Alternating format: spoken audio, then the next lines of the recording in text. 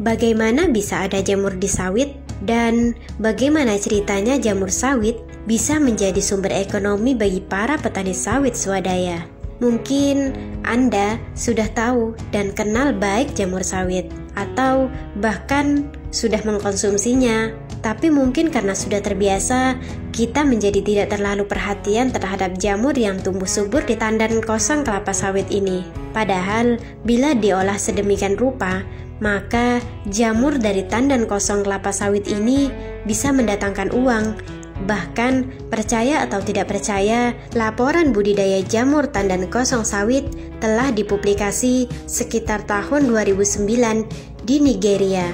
Dari berbagai sumber disebutkan ternyata jamur sawit bisa menjadi sumber kuliner, punya manfaat bagi kesehatan, serta mampu menghasilkan uang yang lumayan. Biasanya, jamur-jamur itu tumbuh dari bekas tandan kosong kelapa sawit, hasil sisa produksi yang sudah masuk dalam proses perebusan lalu dibuang di area perkebunan. Jamur-jamur ini tumbuh melalui proses alam.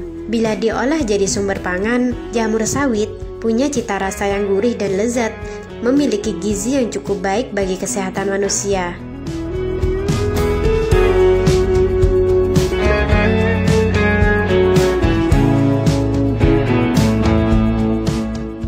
Jamur sawit juga mengandung vitamin B, C, dan D.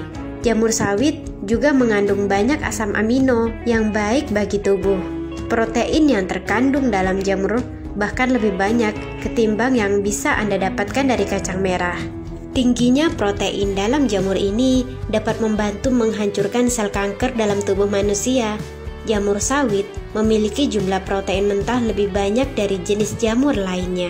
Memang, secara kultural, budidaya jamur di Indonesia menggunakan media jerami padi dan kapas. Padahal, substrat media jamur sebenarnya sangat banyak, seperti rerumputan, eceng gondok, daun pisang, ampas tebu, ampas aren, dan masih banyak lagi, termasuk tandan kosong kelapa sawit. Menurut Thierry Bufanamala, hasil produksi jamur dengan media sawit ternyata lebih tinggi dan lebih baik bila dibandingkan dengan jerami dan kapas.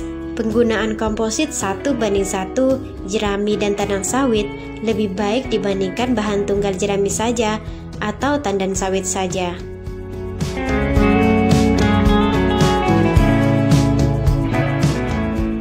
Saat ini, beberapa tempat di Indonesia seperti Aceh, Lampung, Sumatera Selatan, dan Kalimantan sudah mulai mengusahakan jamur ini dengan media tandan kosong sawit.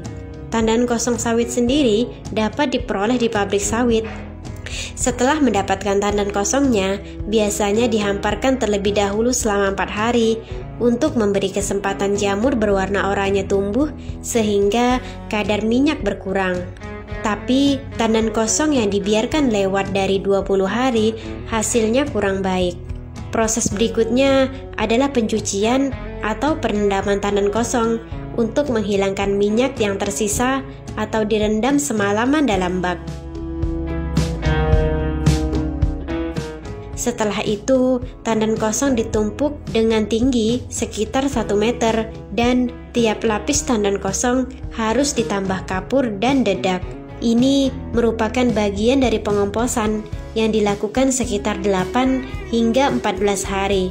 Pada hari ke-4 dan 8 dilakukan pembalikan tumpukan tandan kosong tadi.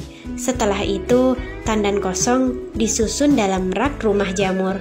Berikutnya, lakukan pasteurisasi dengan cara mengalirkan uap panas ke dalam kumbung jamur sekitar 5 hingga 7 jam. Suhu kumbung harus mencapai 70 derajat Celcius minimal 2 jam. Lalu, lakukan penanaman bibit jamur ke atas tumpukan tandan kosong sesegera mungkin setelah dipasteurisasi. Namun, dengan syarat suhu dalam media sudah turun sekitar 30 derajat Celcius.